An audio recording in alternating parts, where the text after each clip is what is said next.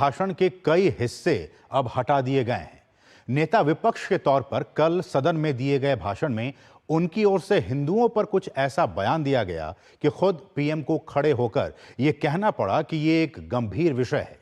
एक दिन पहले नेता प्रतिपक्ष राहुल गांधी ने भगवान शिव का चित्र दिखाते हुए सत्ता पक्ष को आड़े हाथों लिया था। बीजेपी ने भाषण में किए गए कई दावों को चुनौती देते हुए अध्यक्ष ओम बिरला से कार्रवाई की मांग की, जिसके बाद राहुल के भाषण के कई हिस्से अब हटा दिए गए हैं।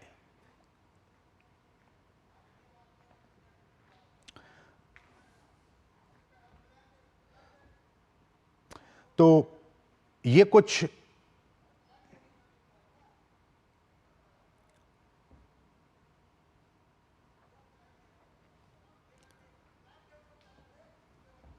कुछ हम आपको बता दें कि किस तरह से राहुल गांधी के जो विवादित बयान आए हैं अब तक, किस तरह से किन किन मुद्दों पर राहुल गांधी बयान देते रहे हैं और किस तरह से विवादास्पद बयान वो देते रहे हैं। कुछ हम आपको झलकियां वो दिखाते हैं उन बयानों की। ये देखिए, कुछ दिनों पहले उन्होंने ये कहा कि हिंदू धर्म में एक शब्द है शक्ति, हम उस शक्ति के खिलाफ लड़ रहे हैं। जी हां, उस शक्ति के खिलाफ। यह भी एक विवादास्पद बयान कि हिंदू धर्म में एक शक्ति है और हम उस शक्ति के खिलाफ लड़ रहे हैं। राहुल गांधी ने इस तरह का विवादास्पद बयान दिया था। कल हमने देखा किस तरह से अनर्गल बातें उनकी तरफ से कही गई। बीजेपी ने कहा कि ये तथ्यात्मक तौर पर सही नहीं है, सदन में आप इस तरह की बातें नहीं कर सकते हैं जो कि पोस्ट नहीं हो। और इसलिए हम आपको ये बताने की कोशिश कर रहे हैं कि बीते दिनों में भी राहुल गांधी ने इस तरह के अनर्गल बयान दिए हैं जिसका कोई सिर पैर नहीं है। आगे बढ़ते हैं। उन्होंने ये कहा कि जो लोग मंदिर जाते हैं या मंदिर में जाकर मत्था टेकते हैं और जो आपको मां बहन कह के संबोधित करते हैं, वही लोग आपको बस में छेड़ने का काम करते हैं। तो इस तरह से एक बार फिर राहुल गांधी ने कहा कि जो लोग मंदिर जाते हैं, खासकर उनका एक अपमान किया कि वही लोग जब बसों में जाते हैं तो वो उन्हीं माताओं और बहनों को उन्हें छेड़ते हैं। ये राहुल गांधी के विवादित बयान। अब देखिए, उन्होंने ये भी कहा, आरएसएस को लेकर उन्होंने कहा कि आरएसएस जैसे जो संगठन है वो भारत के डेमोक्रेसी के लिए, भारत के लोकतंत्र के लिए खतरा है। ये इस बात का जिक्र राहुल गांधी ने विवादास्पद बयान के तौर पर किया। आगे बढ़ते हैं। मेक इन इंडिया हम जानते हैं किस तरह से एक बहुत ही महत्वाकांक्षी एक योजना प्रधानमंत्री नरेंद्र मोदी की बीते 10 वर्षों में क्या कुछ इसको लेकर नहीं हुआ, कितनी तरक्की हुई मेक इन इंडिया को लेकर। लेकिन उसको लेकर राहुल गांधी ने कहा कि मेक इन इंडिया का जो प्रोजेक्ट है वो रेप इन इंडिया है। सोचिए, राहुल गांधी बतौर सांसद, कांग्रेस के नेता होने के नाते वो इस तरह के बयान देते रहे हैं। न्यायपालिका को लेकर भी, चुनाव आयोग को लेकर भी राहुल गांधी ने बहुत कुछ कहा है। उन्होंने कहा कि ये जो दोनों संस्थान हैं, इंस्टीट्यूशंस हैं, वो राज्यों की आवाज को दबाने का एक टूल बन गए, एक साधक बन गए हैं। ये दोनों, चाहे वो न्यायपालिका की बात हो या फिर चुनाव आयोग की बात हो, हम जानते हैं कि ये संवैधानिक संस्थाएं हैं और उनको लेकर राहुल गांधी ने कहा कि ये एक टूल बन गया है जनता की और राज्यों की आवाज को दबाने का। फिर उन्होंने ये कहा, जब वो बनारस गए, उन्होंने कहा कि बनारस के जो युवा हैं, जो यूथ है, वो शराब के नशे में सड़कों पर वहां पे पड़ा हुआ है, गाना बज रहा है, नाच रहे हैं और वो शराब के नशे में वहां पे रोड पे लुढ़का हुआ है। ये बनारस के युवाओं के लोगों ने कहा था। उसके बाद उन्होंने ये भी कहा, कुछ 2023 में जहां तक मुझे याद है, कि राजस्थान के एक चुनावी सभा में कि पीएम का मतलब, सोचिए, एक संवैधानिक पद पर एक व्यक्ति बैठा हुआ है, प्रधानमंत्री, उनके लिए उन्होंने एक भाषा का यूज किया कि पीएम का मतलब पनौती मोदी है।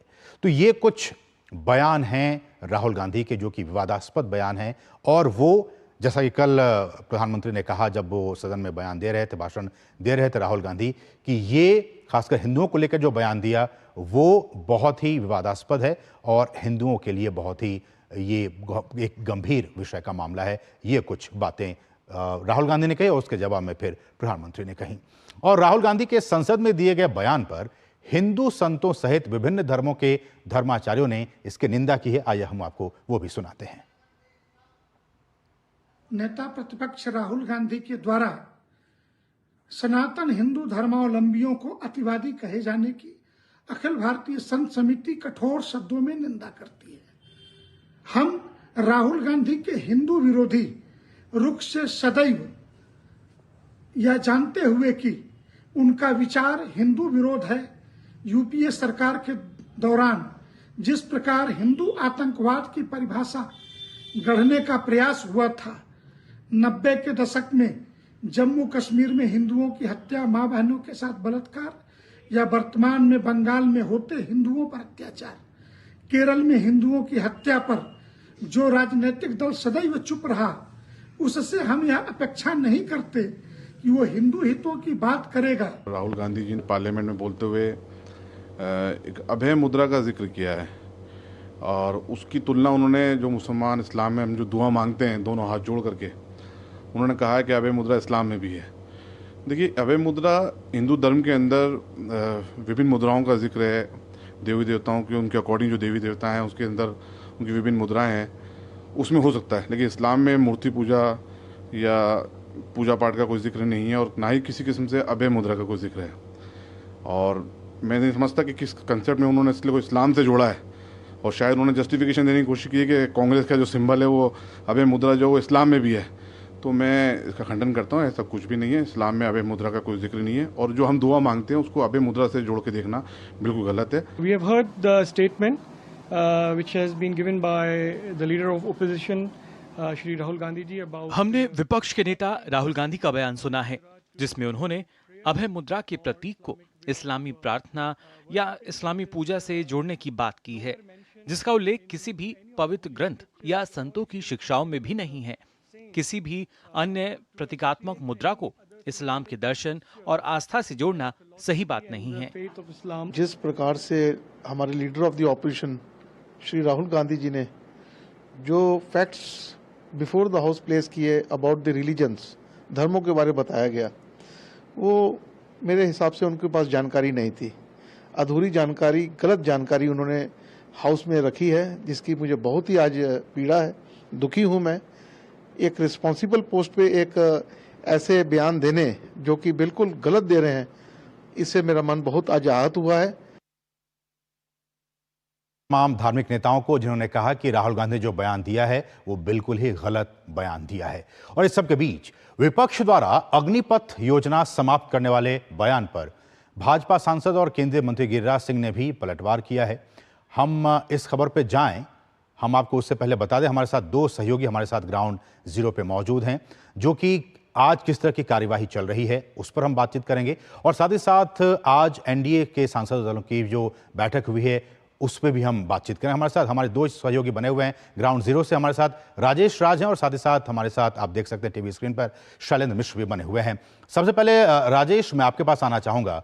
एनडीए के तमाम जो सांसद हैं उनकी आज मीटिंग हुई और उसमें एक गार्जियन के तौर पर, एक हेडमास्टर के तौर पर प्रधानमंत्री पहुंचे और बहुत कुछ अहम बातें कहीं। क्या कुछ अहम बातें रहीं इस बैठक में?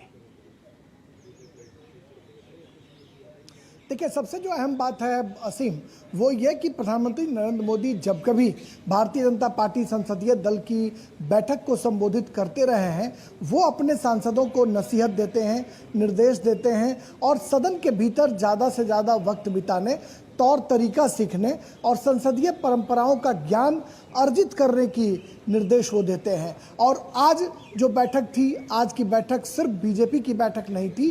तकरीबन 10 साल से मैं भारतीय जनता पार्टी संसदीय दल की बैठक लगातार संसद के भीतर कवर कर रहा हूं। हर एक मंगलवार को सुबह 9:30 बजे यह बैठक आयोजित करने की परंपरा रही है, लेकिन बीजेपी की बैठक एनडीए की बैठक में तब्दील हो गई और ये पहला मर्तबा है जब एनडीए के सांसदों को प्रधानमंत्री नरेंद्र मोदी ने संबोधित किया और तमाम सांसदों को अधिक से अधिक संसद के भीतर रहकर तौर तरीका सीखने, संसदीय परंपराओं का ज्ञान सीखने की उन्होंने नसीहत दी और कहा कि अपने अपने संसदीय क्षेत्रों में कुछ ऐसा इनोवेशन का काम करें जो दूसरे संसदीय क्षेत्रों के लिए या देश भर के लोगों के लिए वो नज़ीर साबित हो। जब हमने लोक जनशक्ति पार्टी रामविलास के राष्ट्रीय अध्यक्ष चिराग पासवान से जानने की कोशिश की, क्योंकि चिराग पासवान की तारीफ प्रधानमंत्री पहले भी करते रहे हैं, बीजेपी सांसदों से वो कहते रहे हैं कि घटक दल के सांसद हैं चिराग, वो होमवर्क करके आते हैं हाउस में, चिराग से कुछ सीखो।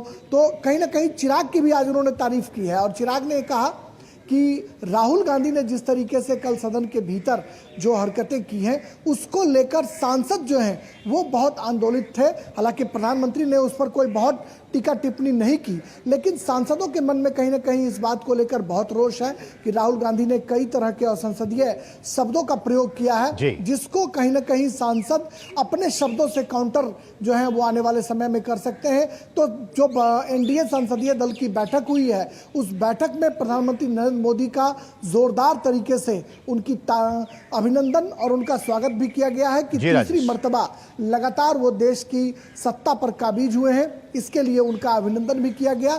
और जो सांसदों के मन में राहुल गांधी को लेकर असंतोष का भाव जगा है, उसको भी काउंटर करने के लिए सांसद पूरी तैयारी दमखम के साथ नजर आ रहे हैं। और कांग्रेस के जो लोग हैं असीम, कांग्रेस के लोगों के मन में कोई ये गिल्टी फील जैसी स्थिति दिखाई नहीं पड़ रही है। वो एक अलग ही तर्क गढ़ रहे हैं कि सिर्फ उन्होंने बीजेपी के लोगों को जो है वो कहा कि आप हिंदू नहीं हैं, लेकिन अन्य लोगों को नहीं कहा। तो इस तरीके से जहां कांग्रेस के लोग अपने को जस्टिफाई करने में लगे हैं राहुल गांधी को, वहीं पर एनडीए के सांसदों के मन में कहीं ना कहीं एक रोष का भाव साफ तौर पर दिखाई पड़ रहा है। राजेश, एक और बात प्रधानमंत्री ने कही कि आप जिस भी क्षेत्र में आप एक्सपर्टीज चाहते हैं, जिस भी क्षेत्र में आप अपने आप को प्रूफ करना चाहते हैं, अपनी बातों को रखना चाहते हैं, उसके बारे में खूब अध्ययन करें और फिर सदन में आप अपनी बात रखें, तो वो ज़्यादा अच्छा होगा बाकी मेंबर्स के लिए भी। देखिए, निश्चित तौर पर प्रधानमंत्री नरेंद्र मोदी की ये कोशिश रहती है कि जब 2014 से ही मैंने देखा है कि जब संसदीय दल के नेता वो चुने गए सेंट्रल हॉल में, और उस समय उन्होंने कहा था कि हमारी सरकार गरीबों के लिए समर्पित सरकार होगी।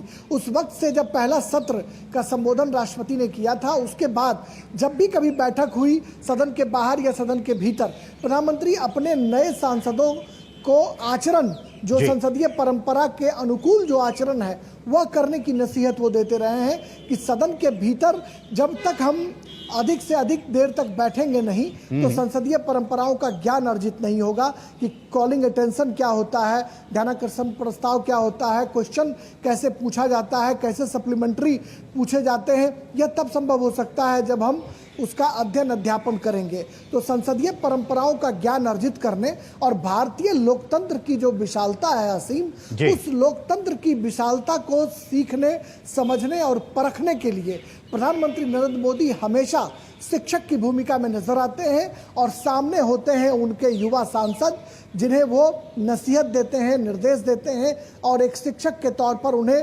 पढ़ाने का भी काम करते हैं कि खूब पढ़िए, खूब सदन के भीतर बोलिए और अच्छा आचरण करके अपनी पार्टी, अपने प्रांत का नाम जो है वो ऊंचा भी कीजिए। तो प्रधानमंत्री नरेंद्र मोदी की जो कोशिश रही है पहले से कि सदन के भीतर अच्छा आचरण करने की जो नसीहत देते रहे हैं, उसका असर अब जो है वो साफ तौर पर दिखाई पड़ रहा है उन सांसदों पर जो पहली बार चुनकर आए। बिल्कुल, शैलेंद्र, अब आपका रुख करेंगे। कल भी हमने देखा बहस की शुरुआत हुई, एलओपी ने बहुत सारी बातें कहीं, बहुत सारे ऐसे बातें कहीं जो फैक्टलेस है, ट्रुथलेस है, लेकिन आज शाम को प्रधानमंत्री इसका जवाब देने वाले हैं। शाम 4 बजे का वक्त दिया गया। क्या कुछ आज एक्टिविटीज हो रही हैं अगर मैं संसद की बात करूं तो?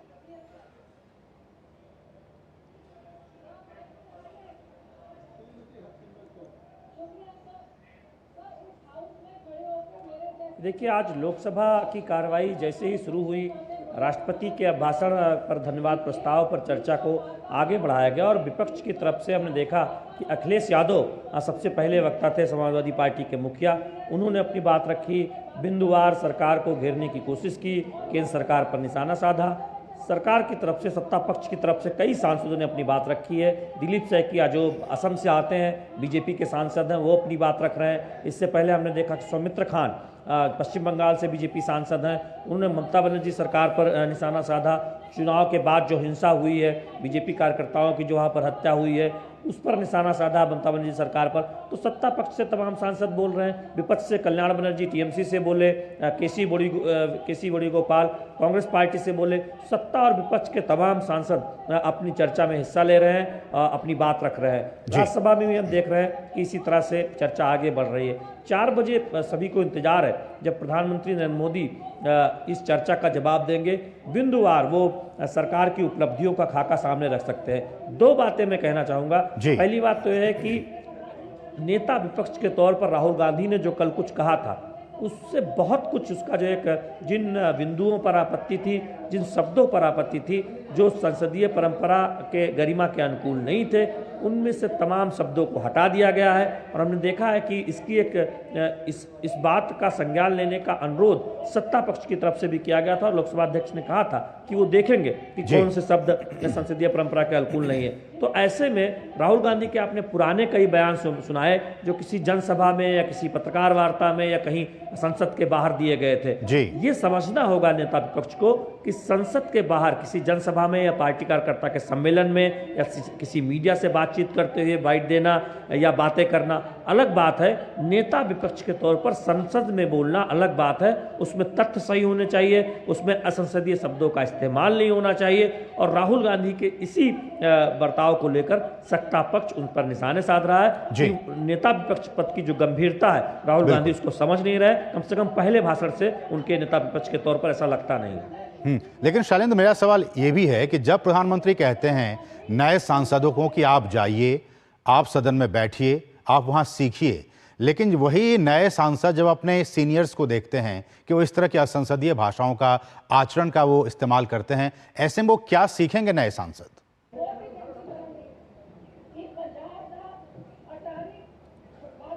राजेश, मैं आ रहा हूं आपके पास, आ रहा हूं। देखिए, नए सांसदों को सीखने का जहां तक सवाल है, वो अपने आप बिल्कुल सही।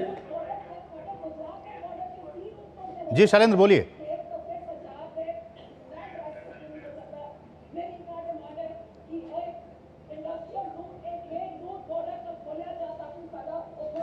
मैं ये कह रहा था कि देखिए, निश्चित तौर पर वरिष्ठ सांसदों से सीखने की कोशिश तमाम युवा सांसद करते हैं और प्रधानमंत्री ने आज एनडीए के संसदीय दल की बैठक में इसका जिक्र भी किया। देखिए, कई बार कुछ ना बोलकर भी बहुत कुछ बोल दिया जाता है और कई बार बोलकर भी बहुत सारे इशारे कर दिए जाते हैं। भले ही बैठक में राहुल गांधी के कल के बयान को लेकर प्रधानमंत्री ने कोई सीधी टिप्पणी नहीं की हो, लेकिन एनडीए के सांसदों को खास तौर पर पहली बार आए चुनकर सांसदों को ये कहना कि संसदीय गरिमा का ख्याल रखें, ज़्यादा से ज़्यादा वक्त मौजूद रहें, ये एक इशारा है कि जो वरिष्ठ सांसद हैं, विपक्ष के जो सांसद हैं, उन्हें भी एक तरह से देखें तो संसदीय गरिमा का ख्याल रखना चाहिए। क्योंकि नए सांसद जो चुनकर आए हैं, हम जानते हैं कि 18वीं लोकसभा में बड़ी संख्या में नए सांसद चुनकर आए हैं, सत्ता में भी विपक्ष में भी, तो उनको सीखना है वरिष्ठ सांसदों से। तो एक उस मर्यादा और गरिमा का ध्यान सांसदों को रखना चाहिए। और अब निश्चित तौर पर हमने देखा है कि कई बार लोकसभा हो या राज्यसभा हो, उसमें एक असहमति के बावजूद सहमति बनी है। देर तक हमने देखा है कार्रवाई हुई है, चर्चा हुई है, चर्चा संवाद से रास्ता निकला है और उदाहरण प्रस्तुत किया है हमारी चर्चा ने, जो संसद के अंदर हुई है, नेताओं के व्यवहार ने। लेकिन मर्यादा बनी रहे, ये सभी की जिम्मेदारी है, सत्ता पक्ष के सांसदों की भी और विपक्ष के सांसदों की भी, युवा सांसदों की भी और वरिष्ठ सांसदों की भी, और खासतौर पर वरिष्ठ सांसदों को तो इसका खास ध्यान रखना चाहिए। बिल्कुल। राजेश, संक्षेप में क्या कहना चाह रहे थे आप? देखिए, जब मैंने आज कांग्रेस पार्टी के कई जब सांसदों से हमने पूछा कि क्या राहुल गांधी को ऐसा आचरण करना चाहिए था कि जो नेता विपक्ष के रूप में फैक्चुअल मिस्टेक जो है वो नहीं किया जाना चाहिए, तो कहीं ना कहीं उनकी जो स्थिति थी कि कांग्रेस के जो सांसद थे वो राहुल गांधी को कहीं ना कहीं डिफेम करने के बजाय उनको डिफेंड कर रहे थे। और तर्क ये दिया जा रहा था कि वो अपनी उपलब्धि मान रहे थे कि आधा दर्जन मंत्रियों को उठकर राहुल गांधी को काउंटर करना पड़ रहा है, तो वो राहुल गांधी की पीठ जो है वो थपथपाकर यह जताने की कोशिश कर रहे हैं कि गलतियां चाहे लाख हो जाए, लेकिन हमारे नेता सदन में अगर उलझुल बातें भी कर रहे हैं तो उन्हें मंत्रियों को उठकर जवाब देना पड़ रहा है। तो यह कहीं ना कहीं एक खतरनाक संकेत है कि अगर हम उलझुल बातें भी सदन के भीतर करते हैं तो जो नए चुनकर आने वाले सांसद हैं वो क्या सीखेंगे। प्रधानमंत्री इसी की ओर इशारा कर रहे थे कि नए सांसदों को सीखने समझने की जरूरत है। बिल्कुल बिल्कुल, बहुत बहुत शुक्रिया राजेश इन तमाम ताज़ा अपडेट्स को हम तक पहुंचाने के लिए, और शैलेंद्र आपका भी, आप दोनों ही सहयोगियों का इन तमाम ताज़ा अपडेट्स